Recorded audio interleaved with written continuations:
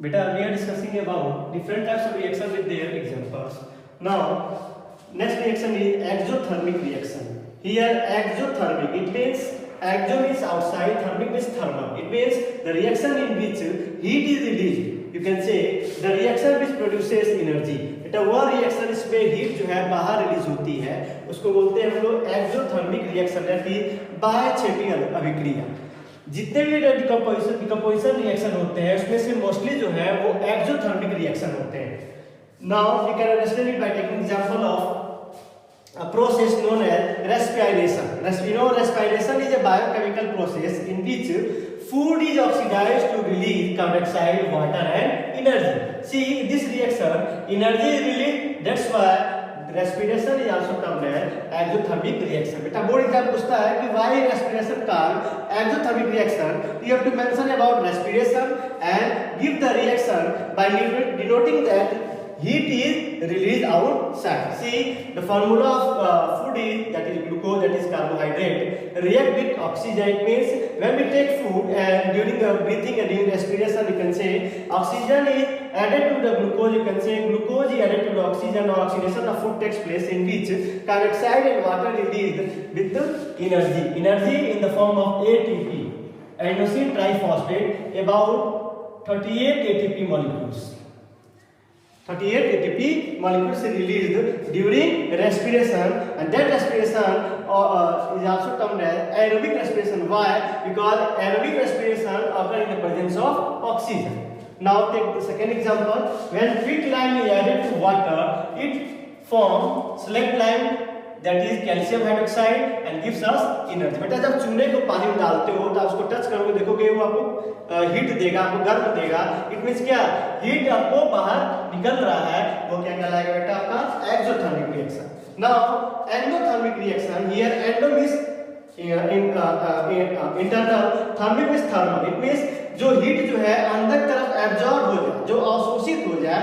It means the reaction in which heat is absorb known as exothermic reaction. See, this is calcium carbonate. जैसे ही calcium carbonate को हम heat करेंगे वो calcium oxide में देगा, बोले तो क्विकलाइम देगा और कार्बन डाइऑक्साइड गैस देगा। कभी-कभी बेटा आपको बोर्ड एग्जाम में पूछता है कि when we pass carbon dioxide through calcium oxide or quicklime, what will happen? You have to say there is a formation of calcium carbonate and that is exothermic reaction.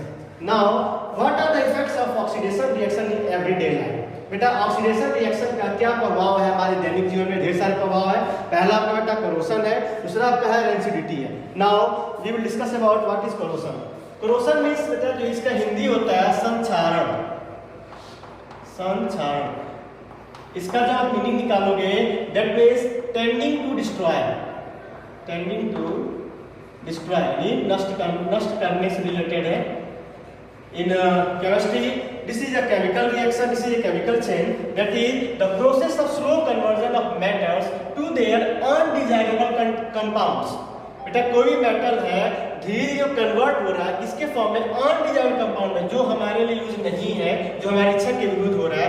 किसकी वजह से? Due to reaction with oxygen, moisture, acid, gases and water. कोई भी metal को बेटा हम बाहर रख देते हैं तो कुछ दिनों के बाद देखोगे उस पर एक लेयर जम जाता है जो हमारे लिए वो अनडिजायर्ड कंपाउंड का काम करता है। इट मींस वो कोरोड हो रहा है, इट मींस वो कोरोड हो रहा है, उस प्रोसेस को बोलेंगे बेटा कोरोशन। एग्जांपल इसका बेटा रस्टिंग, जंग लगना। जैसे मेटल है, आप जनरली जानते हो मेटल को, मेटल के स्लो कन्वर्जन को क्या बोलते हैं? कोरोशन बोलते हैं। और रस्टिंग में रस्ट का फॉर्मेशन होना। सपोज कोई आयरन मेटल है उसको बाहर रख दिए, उसमें जो मॉइस्चर कंटेंट है, चाहे वो ऑक्सीजन हो चाहे वाटर हो, इसमें क्या बनेगा बेटा? वो आपका हाइड्रेटेड फेरिक ऑक्साइड बन जाएगा। This is formula of hydrated ferric oxide. ये आपका बेटा rust, hydrated ferric oxide. Rusting is also termed as redox reaction. Why? Because redox reaction involves both oxidation and reduction.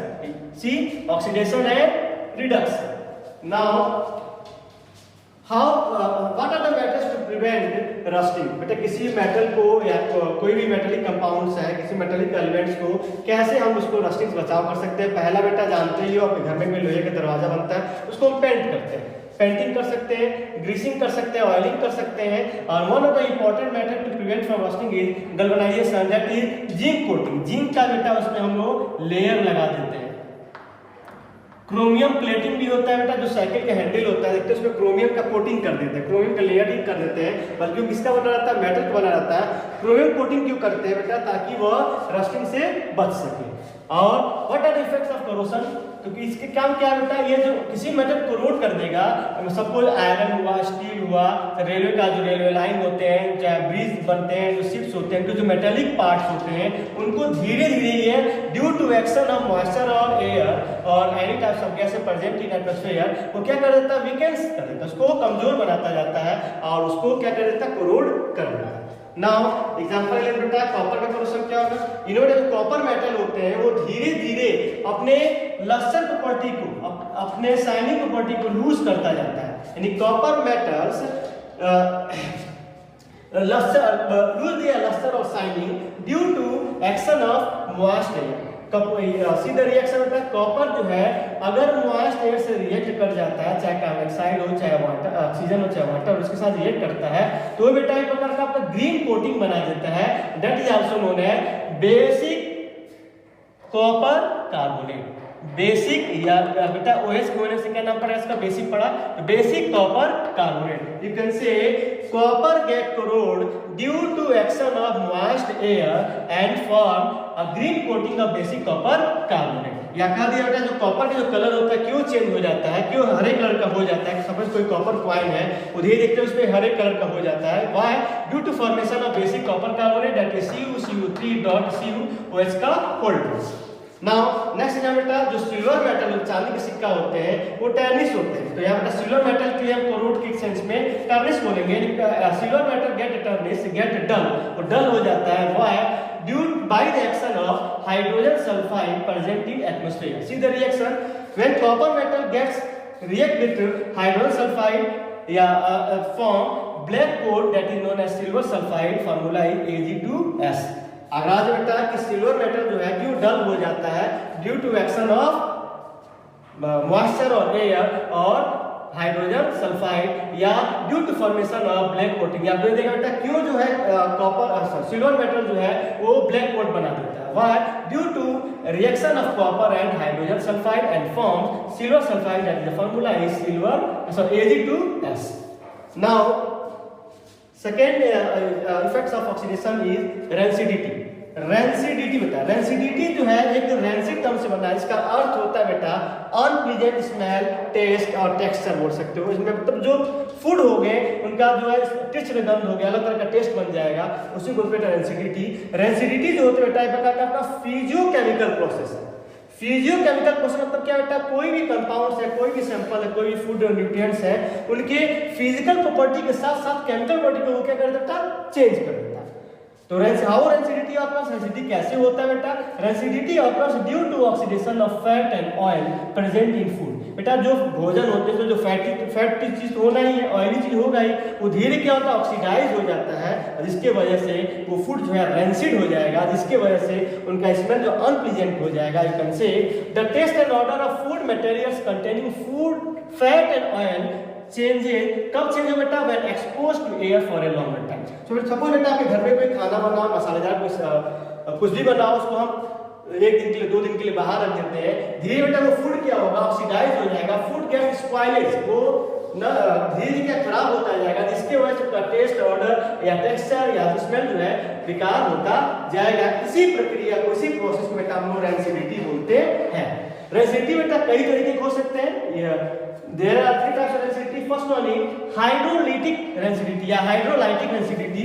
Why termed as hydrolytic residivity बेटा, जिस food में जो बेटा जो fat होते हैं, फैट में आपका लिपिड्स होंगे, ट्राइग्लिसराइड्स होंगे, प्रकार के फैटी एसिड्स होते हैं, वो जब धीरे बेटा हाइड्रोलाइज हो जाता है तो उस दौरान उस रेंसिडिटी को बोलते हैं हाइड्रोलिटिक रेंसिडिटी। दूसरा बेटा आपका है ऑक्सीडेटिव रेंसिडिटी, यानी इसमें फूड क्या होगा, ऑक्सीडाइज हो जाएगा, बबल्स टाइप के बन जाते हैं, ऑक्सीडाइज हो जा रहे हैं, वो कहलाएगा बेटा ऑक्सीडेटिव रेंसिडिटी।